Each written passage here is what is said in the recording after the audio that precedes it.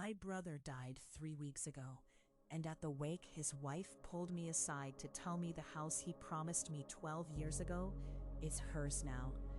I'm Dana, 34, and my brother Eric was 39 when the cancer finally got him. We grew up in our grandmother's house on the lake, the only place that ever felt like home after our parents split.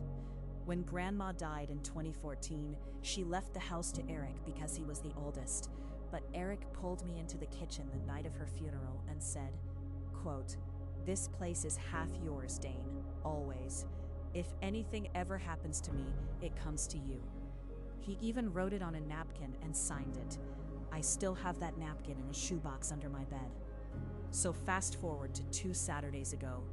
We're at the wake at the funeral home. I'm in the receiving line, shaking hands with people I hadn't seen in a decade, and Eric's wife Marisol walks up and asks if we can talk in the side room. I figured she wanted to cry or hand me one of his watches, something like that, but that's not even close to what happened.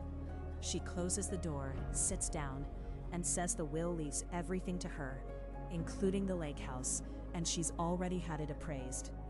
I told her about the napkin, about the promise. I even said I'd be fine just buying it from her at a fair price. I have maybe 80 grand saved. The place is probably worth 400. She looked at me like I was a stranger and said, quote, "Eric and I talked about this. He changed his mind 2 years ago. The house is staying with our kids." And then she sent me a text, right there while I was standing in front of her. A screenshot of an email from Eric to their lawyer, dated 2024, saying he wanted the house in trust for his daughters. No mention of me, no mention of the napkin. I should have walked away then. Instead, I asked why he never told me. She said, quote, "Because he knew you'd take it badly, and he was already sick."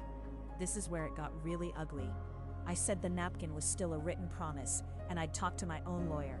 She said if I contested anything, she'd make sure I never saw my nieces again. At a funeral, standing 10 feet from his casket. I left the wake without saying goodbye to anyone. I talked to a lawyer Monday. The napkin probably won't hold up against a notarized trust, but I have a meeting with Marisol and a mediator next week to try to work out a buyout before I decide whether to fight her in court and lose my nieces in the process. Right now I'm leaning toward taking the loss and keeping the family. AITA for even considering pushing back.